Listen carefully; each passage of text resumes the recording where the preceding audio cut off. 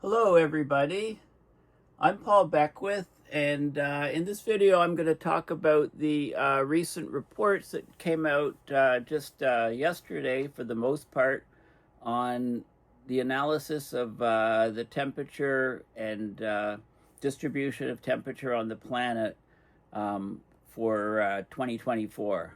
So it took them 10 days or so to compile the records to come out with the numbers on what we had. And basically 2024, according to the BBC, it's the first year to pass 1.5 Celsius global warming limit. There's a variety of temperatures that are determined by all these different groups. They're all basically over 1.5, and there's some as high as 1.62 from the Berkeley group. So I'm going to talk about this, and there's a lot of really good graphics that people have generated and groups have generated showing actually how much warming our planet has experienced.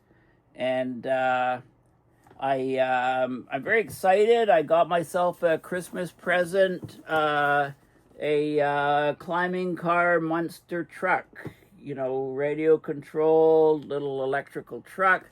And I think I qualify. It says for ages 6 and higher, so I think I'm in that category, at least emotionally or mentally. I don't know, but anyway, let's have a look and see what's going on with the release of information just in the last day or two. Okay, so this is the BBC. 2024, first year to pass 1.5C global warming limits, and all of the links to what I talk about will be in the description of this video. They show some nice temperature curves over time to where we are, nice looking graphics. So basically, now they say that we've moved a major step closer to warming, more than 1.5. They say, we basically, 2024 was the first calendar year to pass the threshold. We've been above 2024 essentially for about a year and a half or so. So, but the first calendar year. Now it says here that does not mean the international 1.5C target is broken, because that refers to a long-term average over decades. Well, really? I mean, are we really going to argue that we're not over 1.5 for a few more years as we continue to skyrocket upward? I think the key thing is that 2023 and 2024 warmed a lot more than any scientists expected, and I've talked about James Hansen's work in bringing to light the reduction of sulfur in the shipping fuels by the International Maritime Organization, and that's actually mentioned in some of these reports. So the UN chief, Antonio Guterres, described the recent run of temperature records as climate breakdown. He says we must exit this road to ruin. We have no time to lose. He said in his New Year message, calling for countries to slash emissions of planet-warming gases in 2025. So there's lots of good graphics. So this is the global average temperature by year compared with the pre-industrial average, 1850 to 1900. At this point, I should mention the original pre-industrial was 1750, and the temperature rise from 1750 to this baseline is about 0.15, 0.2 degrees. Some argue even 0.3 degrees. So we're well above 1.5 if we talk about the original 1.5 according to the baseline that was originally referenced, which was 1750 in the reports. But in the last number of years, this has become sort of the standard baseline. So here's where we are. This is from 1940 to now, above pre-industrial average. And basically you see that we're, above this baseline. We were very close in 2023, and in 2024 we hit 1.6 Celsius above the pre-industrial average. Okay, so these 2 years have been exceptionally warm, the last 2 years. Global average temperatures for 2024 are around 1.6 C, above those of the pre-industrial period, which they're now defining as 1850 to 1900. As I mentioned previously, it was 1750 years ago. So we broke the record set in 2023 by just over 0.1 Celsius. So we jumped up, 0.12 or something over 2023 even. The last 10 years have become the 10 warmest years on record. And so there's basically lots of groups, the Met Office, NASA, the WMO, World Meteorological Organization, Copernicus, Berkeley Group. They've all released data on Friday, January 10th. And I'll talk about the different groups and what, the different nuances and focus on the figures, because there's a lot of really good illustrations of what's happened. Of course, we did have natural weather patterns like El Nino moderating the temperatures. This is where surface waters in the eastern tropical Pacific become unusually warm, and that heat goes from the ocean to the atmosphere. But the largest contribution that impacts our climate, of course, is the record high greenhouse gas concentrations. And I'll be talking more about those. So the 1.5 figure is basically a powerful symbol in international climate negotiations. It was agreed in Paris in 2015, which I attended, the COP in Paris. That was right after the terrorist attack in Paris, a couple of weeks after. So Paris was like an armed camp in 2015. Many of the most vulnerable countries considered that 1.5 figure as a matter of survival, because the risks from climate change, such as intense heat waves, rising sea levels, loss of wildlife, are much higher at 2 Celsius of warming rather than 1.5, according to a landmark UN report. So, we've been moving closer and closer to breaching the 1.5. We're there right now. This is a really cool graphic, how the world has warmed.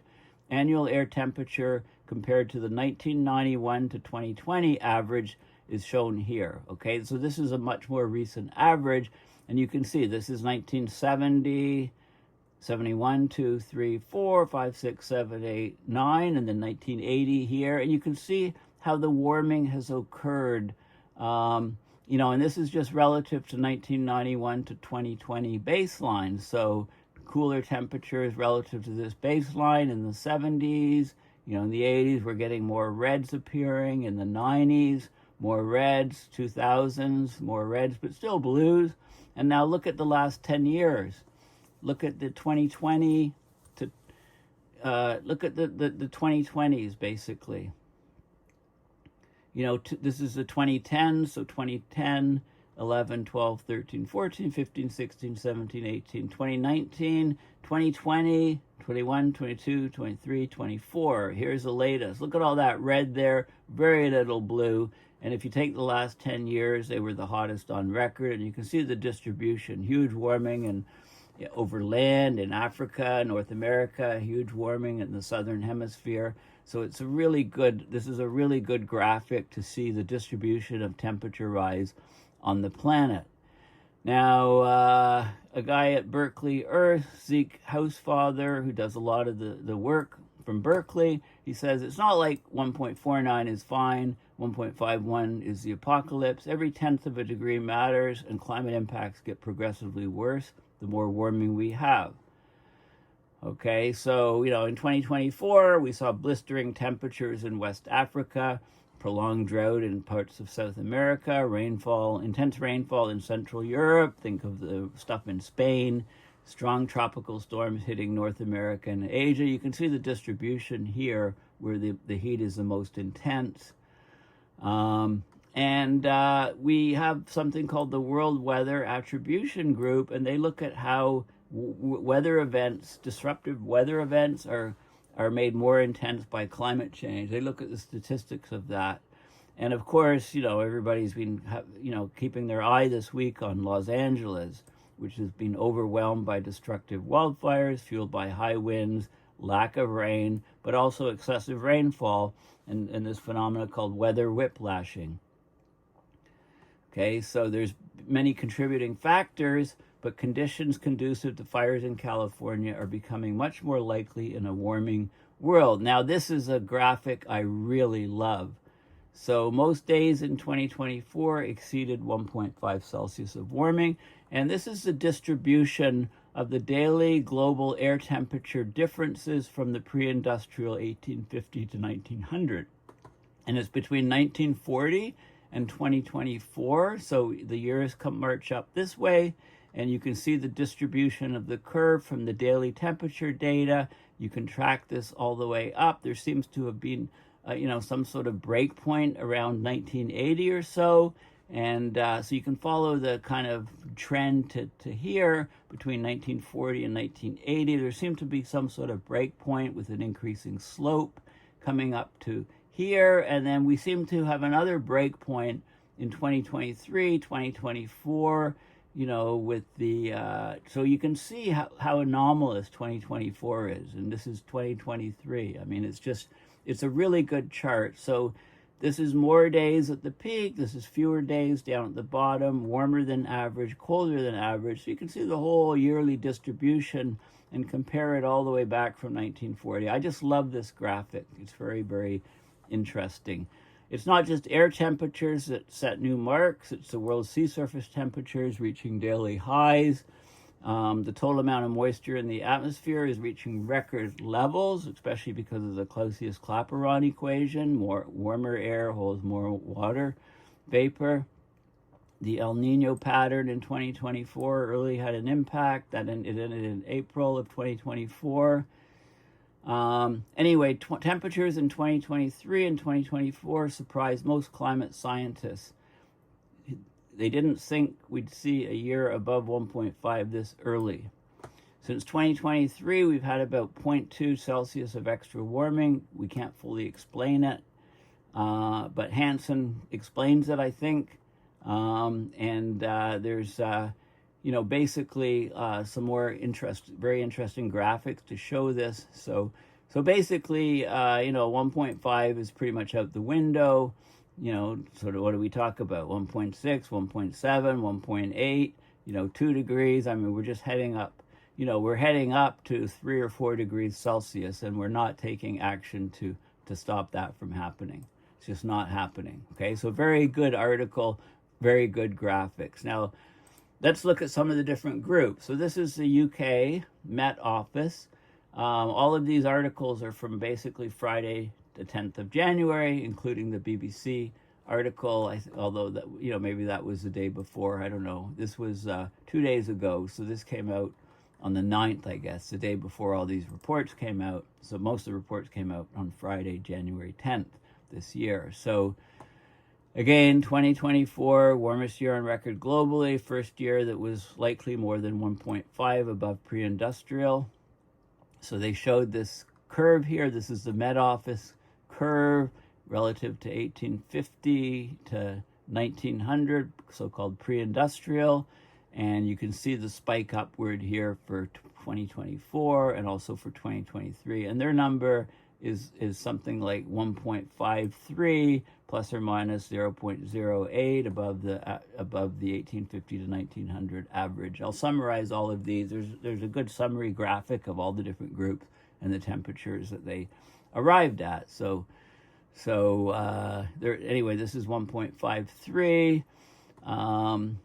They say 2024 is therefore the warmest year on record, likely the first calendar year exceeding 1.5. 2023's value of 1.46 exceeded the previous warmest year, 2016, by 0.17. So we're just blowing away the previous records.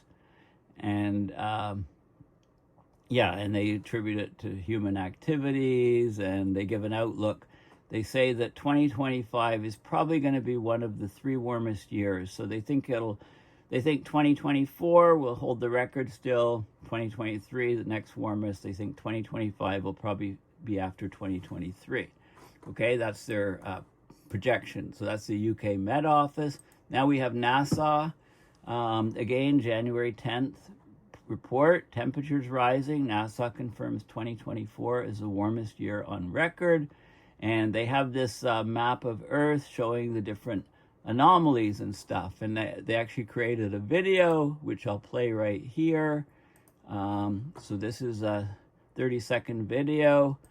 So let's have a look. So you can see the year 1890, 1900, and so on. So you can see the fluctuations, the temperature scales over here. So yellow, reds are warmest, right? Even in the during, you can see, there's a lot of fluctuation. You can see some red areas appearing mostly at the poles. And then look what happens as we get into the 2000s. It's like a red and more red and more red. It's like a virus encroaching the whole map of the world with the reds and so on.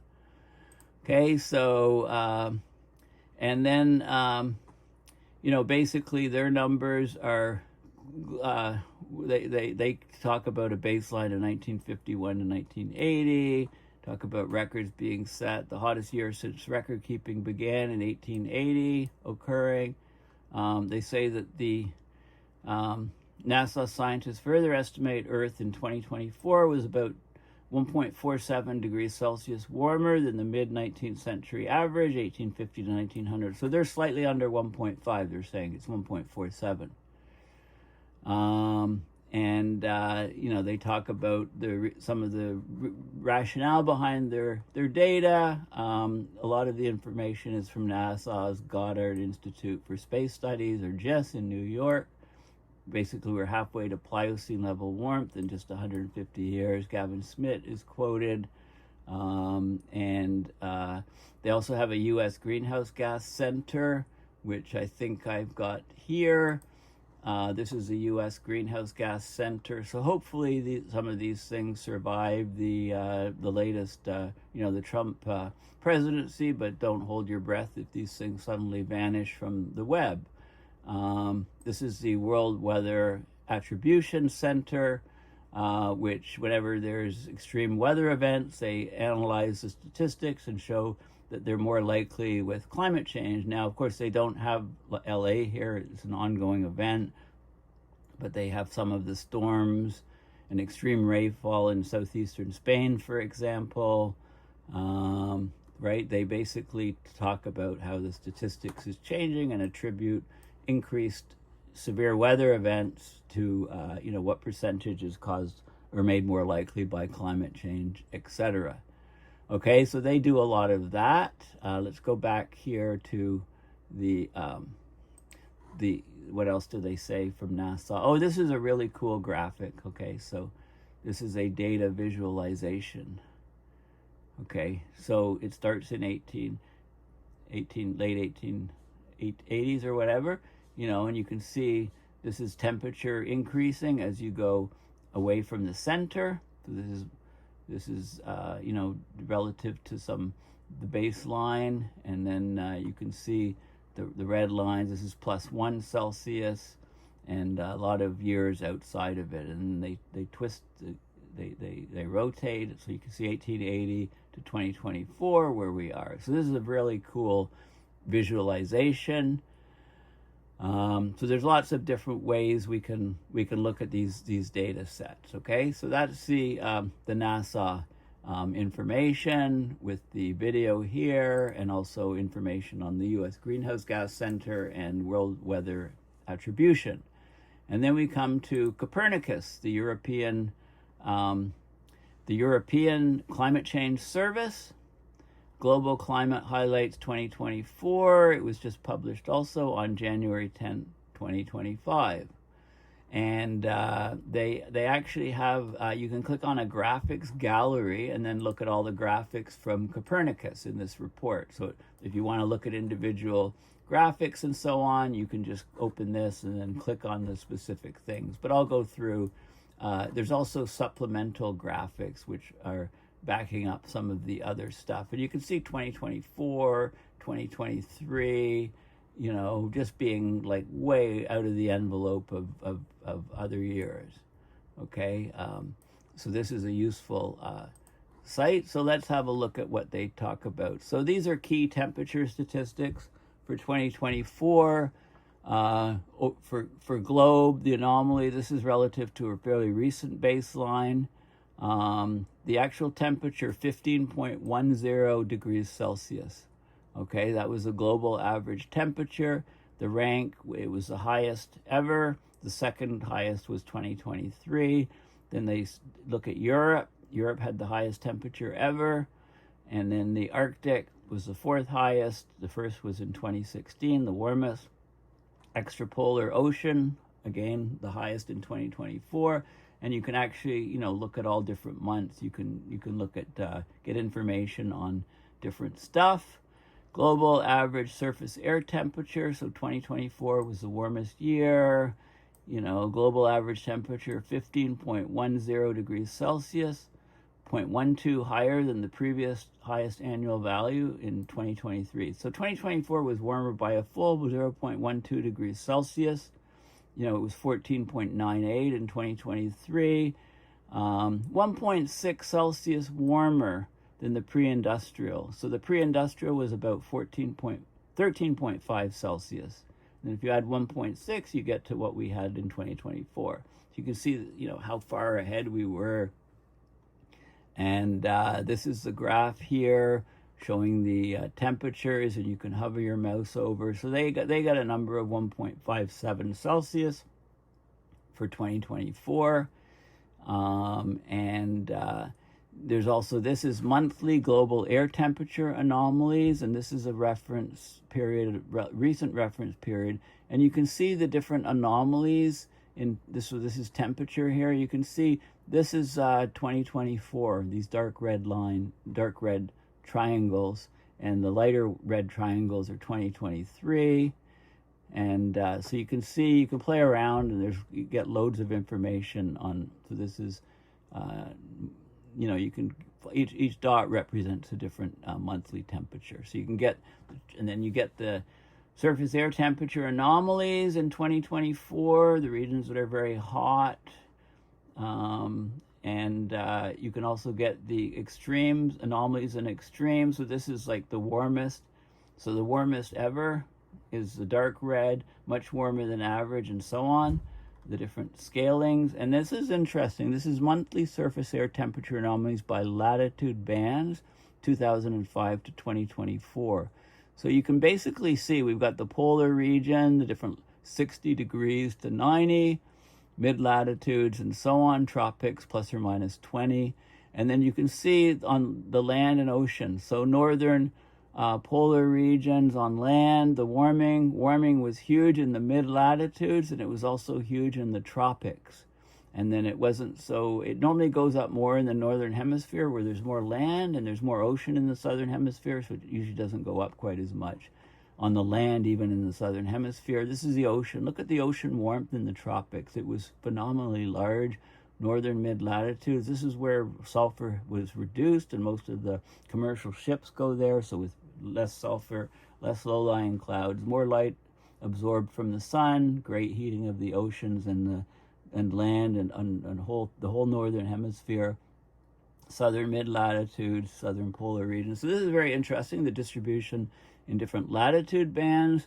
Talk about the European temperatures, talk about heat stress, number of days with at least strong heat stress.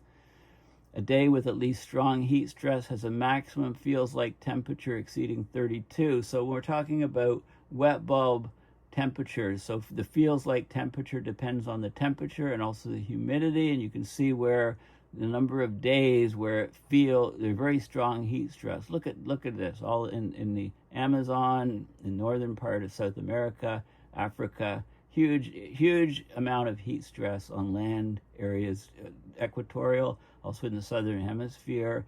And so you can see the anomalies changing over time. We can talk about sea surface temperature anomalies, huge, very, very warm sea surface temperatures. And that was affected by the ENSO, the El Nino, but we had this, and this is the ENSO. And you can hover your mouse over any of these things to get specific dates, specific information. So this is the El Nino peaking at about 1.83 Celsius in November 2023. I think that's the peak, 2 degrees Celsius, December 2023. And then it goes to the neutral state, heading back down a little bit. So you can see that. This is a new record for global sea surface temperature. Look at this. Look at these sea surface temperatures. This is 2024, all of these dots here. And you can see this is 2023 numbers, and you can compare what happened in these El Niños with previous El Niños. So this was a powerful El Niño. This was a huge El Niño, and this was a very large one too. And you can see, we're just blowing away all of these records now. This is the anomalies and extremes and sea surface temperature, warmest. So many areas that were the warmest, the brightest red. Atmospheric water vapor. We had record amounts of water vapor in the atmosphere in 2024. Look at the data here. This is about almost 5%. The total amount of water in the atmosphere reached a record value in 2024 at 4.9% above the 1991 to 2020 average, markedly higher than in 2016 when it was 3.4%. In 2023, it was 3.3%. So 2023, 3.3, 2016, 3.4, and we just blew it away, 4.9%. So not only is it hotter, but it's more humid. You know what that does for comfort levels. This is anomalies and extremes in the total column water vapor, where we had the highest now is the darkest blue. So you can see there's more structure, it's more scattered, but lots of regions that were much higher than average, only a few that were lower than average water vapor in the atmosphere. How unusual was the global warmth? Well, we rocketed up to new records in 2023 and 2024. Just rocketed up. Extreme weather events are taking off around the world. You don't need to talk about California right now. That's just the latest example.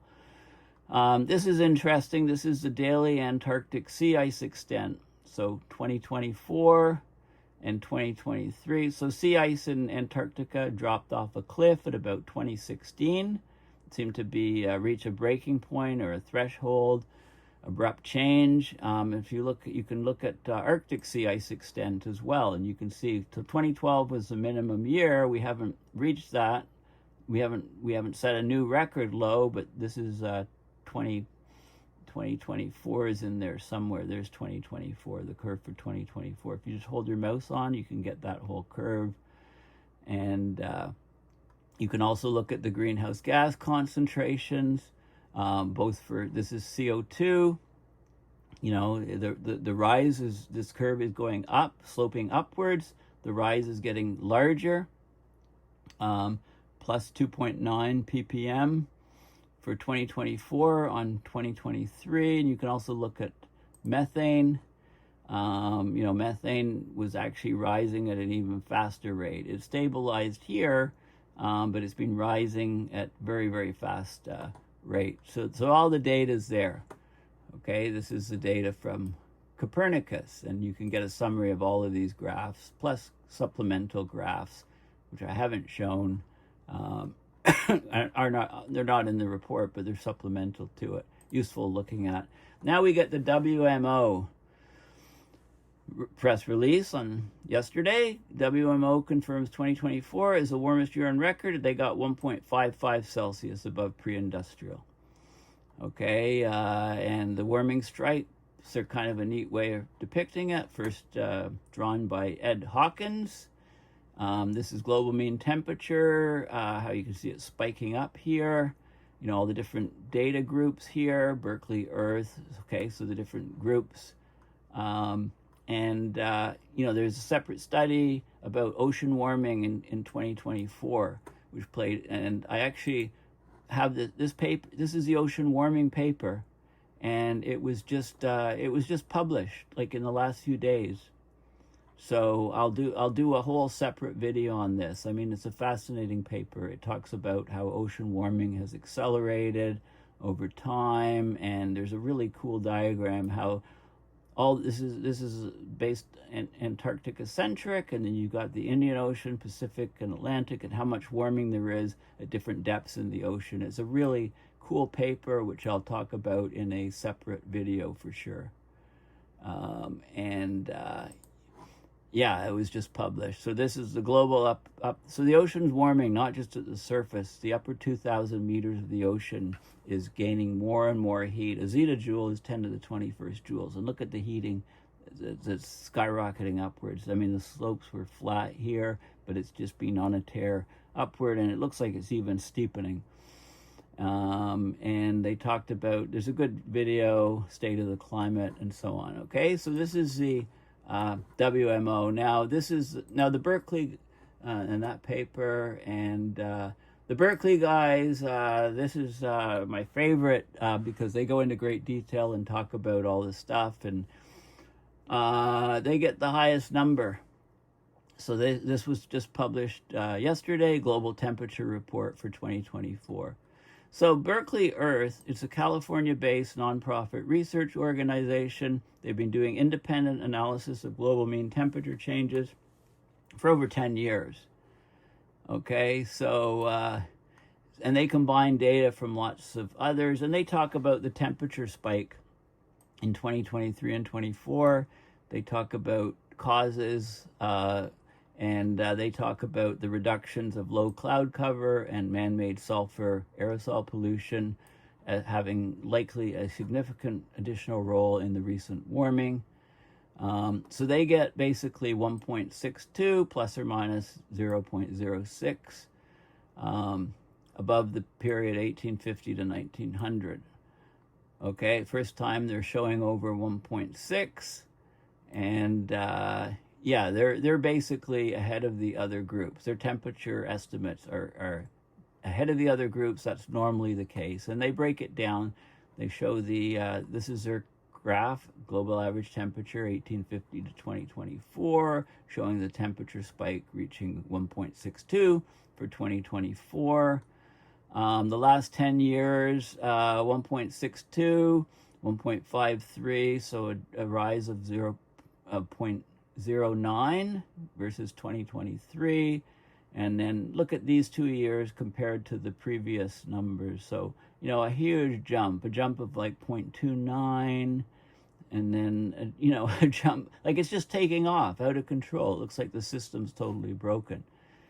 Then 2016 was a very warm year, and then subsequent to that, it had dropped a bit, but we're spiking upwards here. So, and this says it all. This is the probability distribution, global mean temperature, anomaly, and uncertainty. So all of these years, basically earlier to 2015 are here, and then a huge gap.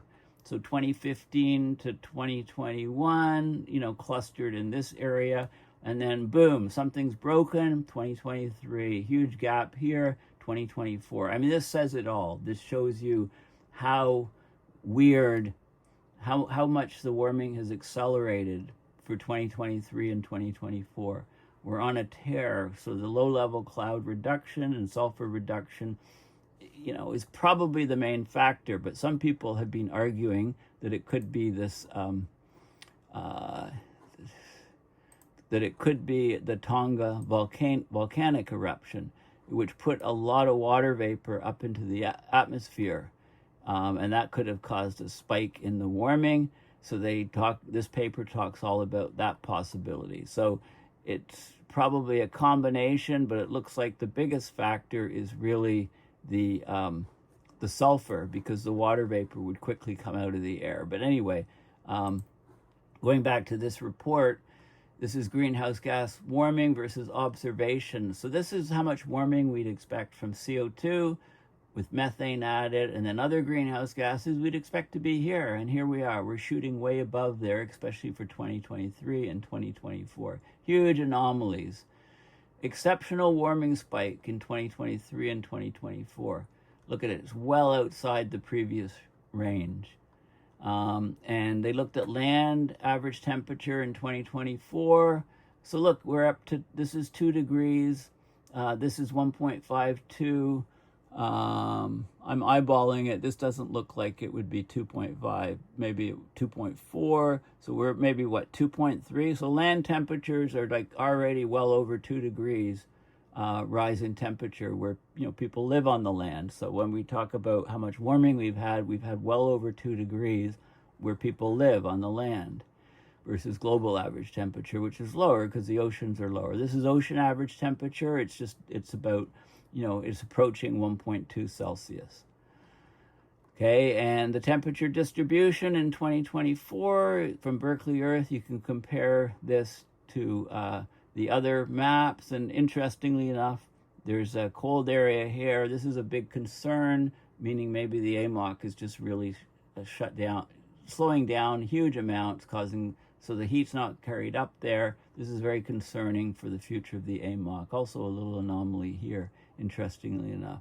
Average temperature rankings, the bright red are the warmest, setting records in 2024. So much of the Earth. This is the land average and ocean average plotted on the same graph, and you can see, when you take a global average temperature, it's an average, and the oceans are covering 71%, 70% of the Earth's surface. So we're living on land, unless you live in the ocean.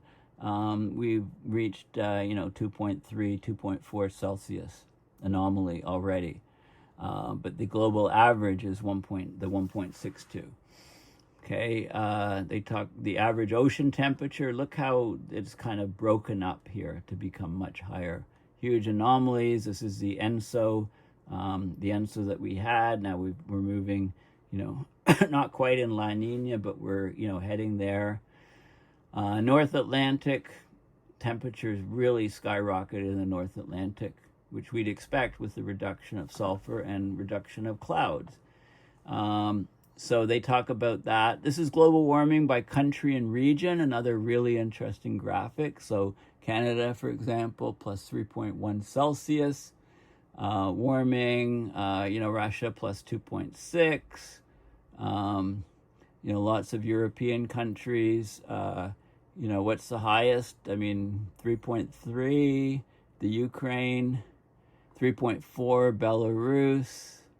You can have a look. I guess that's 3.4. The highest I see is 3.4, Lithuania, Belarus, followed by 3.3, Ukraine, couple countries, Slovakia, Latvia, 3.2, Poland, and then, Canada is 3.1.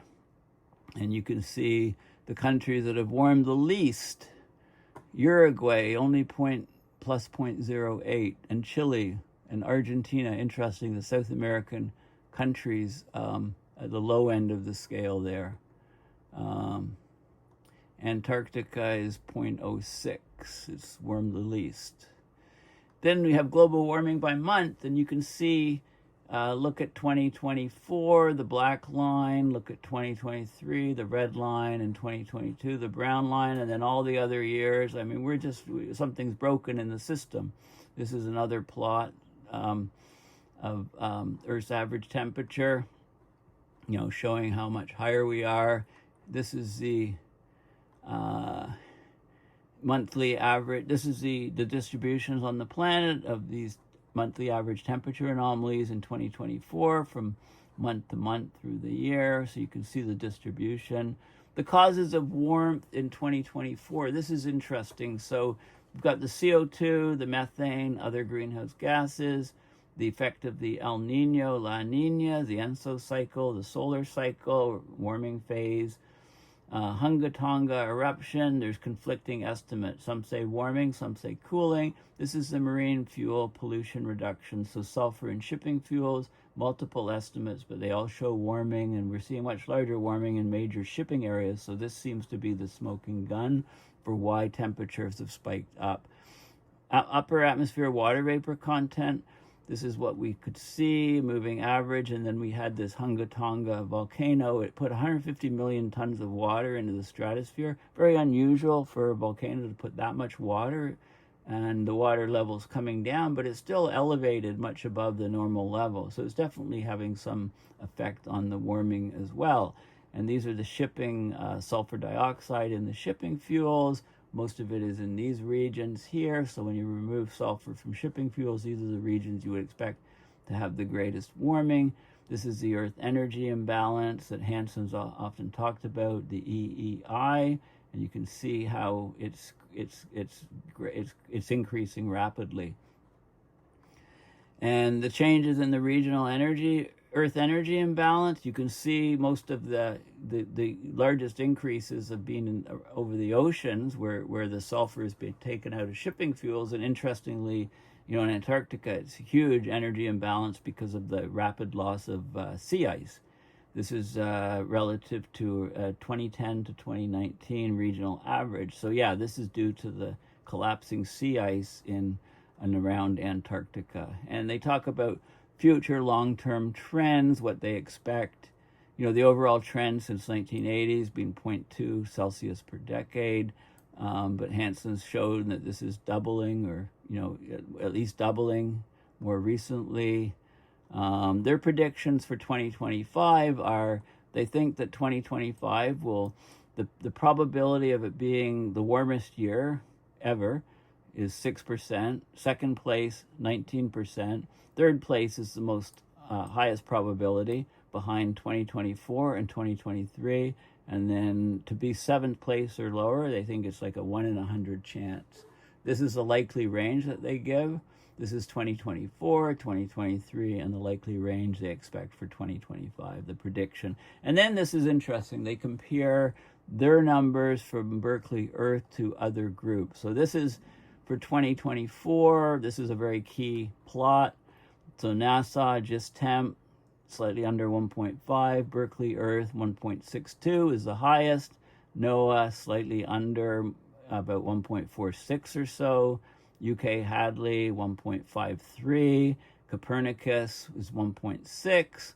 And the WMO synthesizes and they come up with like 1.54 or something. Okay, and then they show all the different groups here on this curve.